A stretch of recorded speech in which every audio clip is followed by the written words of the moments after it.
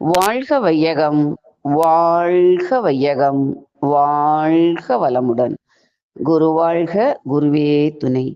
தெளிவு குருவின் திருமேனி காண்டல், தெளிவு குருவின் திருநாமம் செப்பல், தெளிவு குருவின் திருவார்த்தை கேட்டல், தெளிவு குரு உரு சிந்தித்தல் தானே. மகர்ஷி அவர்கள் ஞான களஞ்சியம் தொகுப்பு 1 பக்கம் எண் 277, கவிதை எண் 733, 17/11/1988 மகர்ஷி அவர்கள் எழுதிய கவிதை. பெற்றவர்கள் வித்திட்டார், அவர்கள் வினைத்தொடராக பிறந்து விட்டேன் மண்ணுலகில். பெருங்குடும்பம் சமுதாய மக்கள் எல்லாம் மற்ற பொருள் உணவு உடை கல்வி தந்து மனிதனாக வளர்த்து விட்டார். பிறவிப் பேராம் மறைப்பொருளை குரு உணர்த்த அகத்தவத்தால் மனவளத்தில் சிறப்படைந்தேன் மருளை போக்கும். இந்த கவிதையிலிருந்து நம்ம தெரிஞ்சுக்கிறது என்ன அப்படின்னு சொல்லி பார்த்தோன்னா, இப்போ மனிதனாக இந்த நான் உலகத்தில் பிறந்திருக்கேன் அப்படின்னா எனக்கு கருத்தொடர் யாருன்னா எங்கள் அப்பா அம்மா. அப்பா அம்மாவோட கருத்தொடராக தான் நான் இந்த பூமியில் பிறந்திருக்கேன்.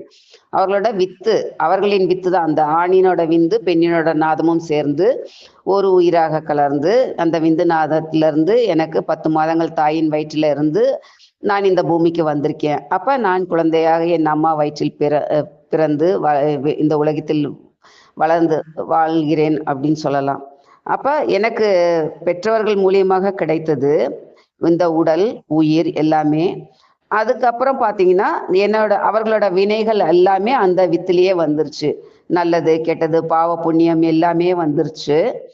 அது மட்டும் இல்லாமல் நான் இந்த உலகத்தில் பிறந்துட்டேன், வளர்ந்துட்டு இருக்கேன் அப்படின்னு சொல்லும்போது எனக்குன்னு ஒரு குடும்பம், அதாவது பெண்ணாக இருக்கும்போது திருமண வயது ஆனதுக்கு அப்புறம் அவருக்குன்னு ஒரு வாழ்க்கை துணை, அப்புறம் குழந்தைகள், மற்ற உற்றார் உறவினர், அப்புறம் இந்த சமுதாயம், அப்போ எல்லாமே சேர்ந்து சமுதாய மக்கள் எல்லாமே சேர்ந்து எனக்கு வாழ்க்கை கொடுக்குது. அப்போ மற்ற பொருள் உணவு உடை கல்வி தந்து மனிதனாக வளர்த்து விட்டார். அப்போ எனக்கு வேண்டிய எல்லாமே யார் கொடுத்ததுன்னு சொல்லி பார்க்கும்போது இந்த சமுதாயம் தான் எனக்கு எல்லாமே கொடுக்குது. உணவு உடை கல்வி எல்லாமே தருது.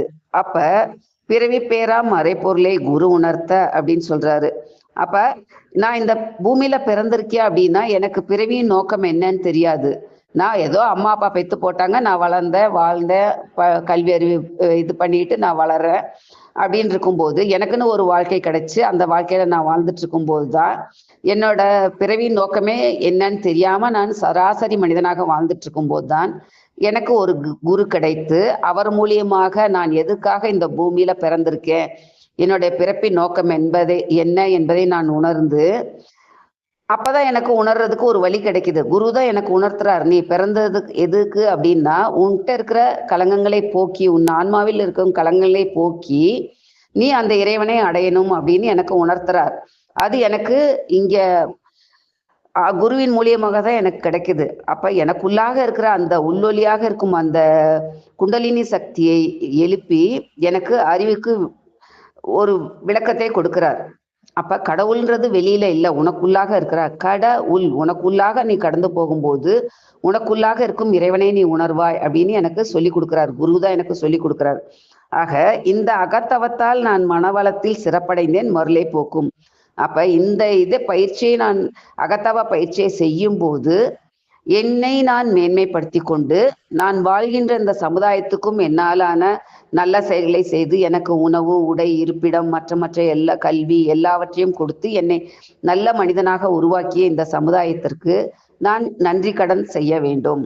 நன்றி கடன்றது உடலால உழைப்பால மனதால அறிவால எண்ணத்தாலன்னு எல்லாத்தையும் அதாவது நான் போகும்போது எதையும் எடுத்துட்டு போக போறதில்ல. அதனால எனக்குன்னு எதையுமே வச்சுக்காம எல்லாம் என்னை சார்ந்த இந்த சமுதாயத்துக்கும் சமுதாயத்தில் இருக்கும் மக்களுக்கும் எனக்காக எல்லாம் கொடுத்த இந்த சமுதாயத்துக்கும் நான் அர்ப்பணித்து என் ஆன்மாவை தூய்மை செய்து, அப்ப என்னோட ஆன்மாவில நான் பிறக்கும் போதே நிறைய எல்லாம் வச்சிருந்தேன், அதையெல்லாம் நான் கிளியர் பண்ணணும் அப்படின்னு சொன்னா அதற்கு இந்த பயிற்சிகள் எனக்கு உதவியாக, அகத்தவ பயிற்சிகள்.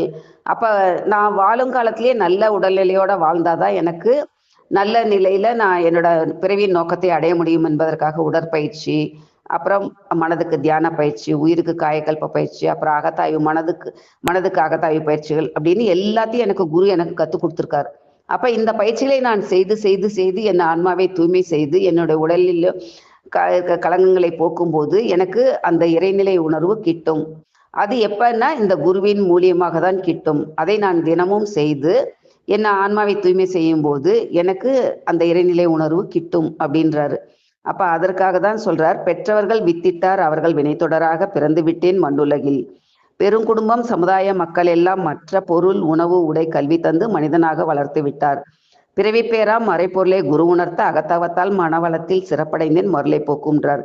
ஆக இத்தனையும் எனக்கு கொடுத்த இந்த சமுதாயத்திற்கு நான் நன்றி கடன் பட்டவனாக நல்ல செயல்களை செய்து நான் வாழும் காலத்திலேயே என் ஆன்மாவை தூய்மை செய்து கொள்ள முனைவோம். இந்த பயிற்சிகள் எனக்கு கிடைக்க காரணமாக இருந்த அத்துணை பேராசிரியர்கள் ஆசிரியர்கள் அனைவருக்கும் என்னோட குருவிற்கும் நன்றி கூறி இந்த வாய்ப்பை அளித்த டிவிஎம் குழுமத்திற்கும் நன்றி கூறி விடைபெறுகிறேன். வாழ்க வளமுடன், வாழ்க வளமுடன்.